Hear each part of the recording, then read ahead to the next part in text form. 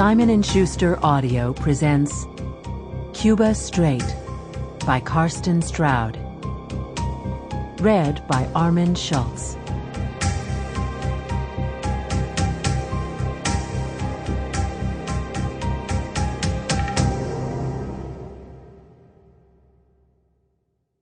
Punta Guarico, Cuba, 7:45 p.m., Friday, September 20th.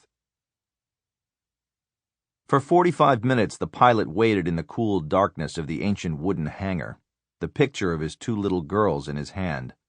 It had been taken on a beach in Oahu in 1973. Katie was 3 at the time, Eileen 2.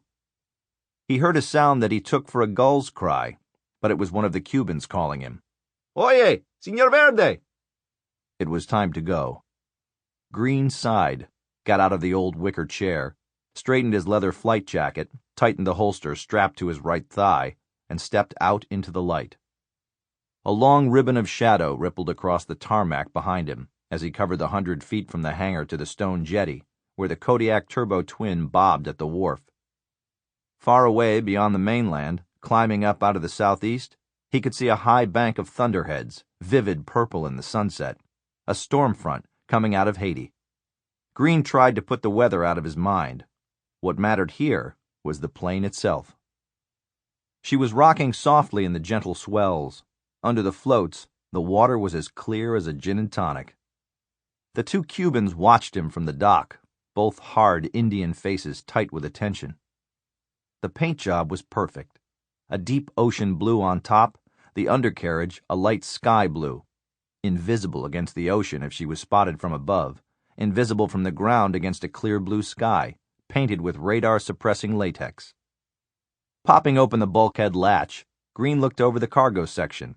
15 hot pink bales, tightly bound in waterproof shrink wrap, each bale averaging 80 pounds, mounted on a solid metal skid. Odd, because a wooden skid was lighter and every bit as strong. All in all, a heavy payload. He stepped back onto the dock, walked over to the Cubans. Narcís Suerta was waiting. The other man with him, from his look a relative, was much heavier. The hard light in his eyes was Neolithic. "Muy bueno, Narcís. Your people did well." Narcís had nothing to say to that. The mark on his face, the carved tattoo of a palm tree and a thunderbolt, looked like a red smear. The second man, new to Green, bearing the same... Sample complete. Ready to continue?